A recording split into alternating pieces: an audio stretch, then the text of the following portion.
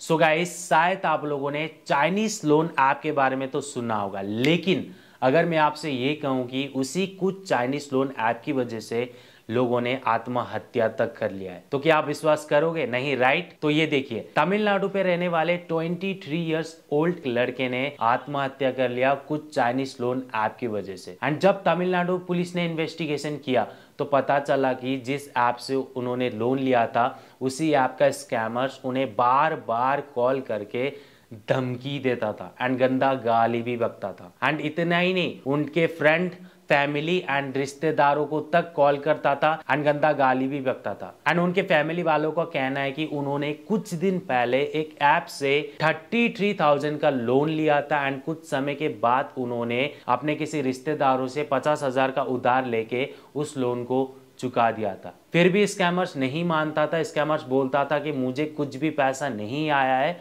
आप फिर से पैसा भेजो।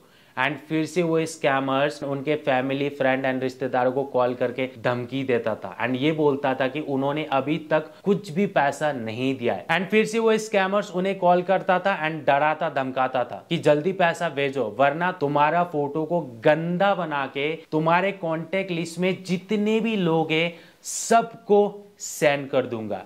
एंड इसी वजह से वो डिप्रेशन पे गए एंड उन्होंने इतना बड़ा कदम उठाया। एंड इतना ही नहीं, आंध्र प्रदेश पे रहने वाले एक मैरिड कपल के साथ भी ये हो चुका है। एक्चुअली आंध्र प्रदेश के आनंद नगर पे रहने वाले दुर्गा राव एंड लक्ष्मी ने कुछ दिन पहले एक ऐप से 50,000 का लोन लिया था एंड 7 दिनों के अंदर वो लोन नहीं चुका पाए। इसी वजह से उस ऐप का स्कैमर्स उन्हें कॉल करता था एंड धमकी देता था। इसी वजह से वो दोनों भी डिप्रेशन पे चले गए एंड उन दोनों ने भी आत्महत्या कर लिया। एंड इतना ही नहीं गाइस, इस तरीके का केसेस अब इंडिया पे बहुत ही तेजी से बढ़ रहा है। आइए इस स्कैम को थोड़ा डिटेल्स में समझते हैं। एक्चुअली गाइस, कुछ महीने पहले दिल्ली पुलिस ने 22 लोगों का ग्रुप को अरेस्ट किया था जिसका मास्टरमाइंड था एक इंडियन लड़का। एंड वो चाइना पे बैठ के इंडियन लोगों के साथ फ्रॉड करता था। एंड उसका कहना था कि उसके अंडर लगभग 150 लोग काम करते थे जिन्होंने कई सारे इलीगल कॉल सेंटर खोल के रखा था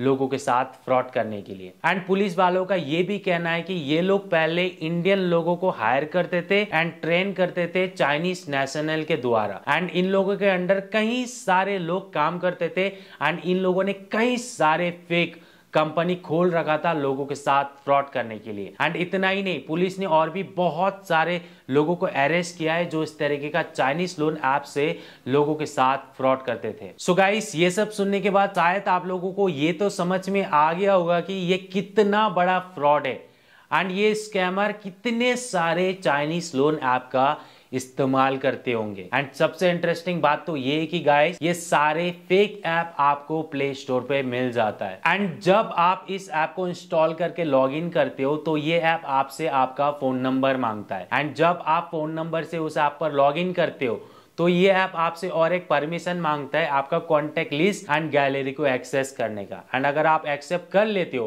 एंड उसके बाद जब आपका लॉगिन कंप्लीट हो जाता है तो इस ऐप पे आपको बहुत सारे जीरो इंटरेस्ट लोन दिखाता है। एंड जब आप उस लोन को लेने के लिए अपना Aadhaar card, pan card and account details इस ऐप पर अपलोड करते हो तो उसके बाद पहले तो आपको दावा करते हैं कि आपको बहुत ही कम इंटरेस्ट पे लोन मिल जाएगा। एंड अगर आप एक्सेप्ट कर लेते हो तो उसके बाद बिना कोई एग्रीमेंट के आपके अकाउंट में पैसे को ट्रांसफर कर देते हैं। एंड अगर मान लो आपने एक्सेप्ट नहीं भी किया तब भी जबरदस्ती आपके अकाउंट में पैसा ट्रांसफर कर देते हैं ताकि बाद में आपको डरा धमकाकर और भी पैसा लूट पाए। एंड लोन लेने के 7 दिन बाद असली गेम ये लोग स्टार्ट करते हैं। आपको बोला जाता है कि आपने जो लोन लिया था प्लस इंटरेस्ट के साथ आपको 2 घंटे के अंदर पैसा ट्रांसफर करना है।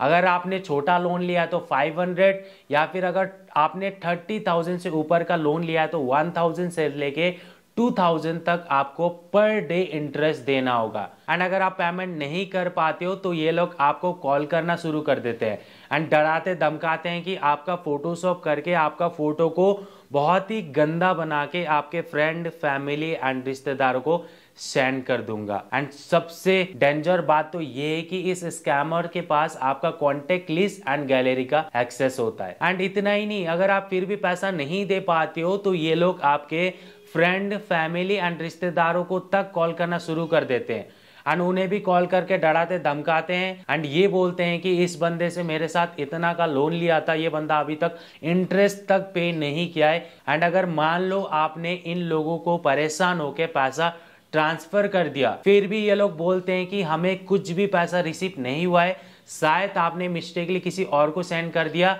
फिर से पैसा ट्रांसफर करो एंड फिर से आपको डराने धमकाने लगते हैं। सो गाइस प्लीज इस तरीके का फेक लोन ऐप से बच के रहना। एंड मैं आप लोगों से ये नहीं कह रहा हूं कि जितने भी लोन ऐप है वो सारे फेक हैं, क्योंकि कुछ लोन ऐप जेन्युइन भी होते हैं, लेकिन हम कैसे पता करें कि कौन सा रियल है एंड कौन सा फेक है। एक्चुअली गाइस जितने भी रियल लोन कंपनी होते हैं वो आरबीआई से रजिस्टर होते हैं। तो आपको क्या करना है, आरबीआई का ऑफिशियल वेबसाइट में जाना है एंड चेक करना है कि जिस कंपनी से आप लोन ले रहे हो क्या उस कंपनी का रजिस्टर नंबर आरबीआई का ऑफिशियल वेबसाइट में अवेलेबल है। अगर नहीं है तो प्लीज गाइस अलर्ट हो जाओ। एंड आपको ये भी चेक करना है कि क्या उस कंपनी का एड्रेस रियल है, क्योंकि कोई भी फेक कंपनी अपना रियल एड्रेस किसी के साथ भी शेयर नहीं करते। एंड आपको ये भी चेक करना है कि क्या वो कंपनी आपका क्रेडिट स्कोर को चेक कर रहा है। अगर नहीं तो अलर्ट हो जाओ, क्योंकि कोई भी कंपनी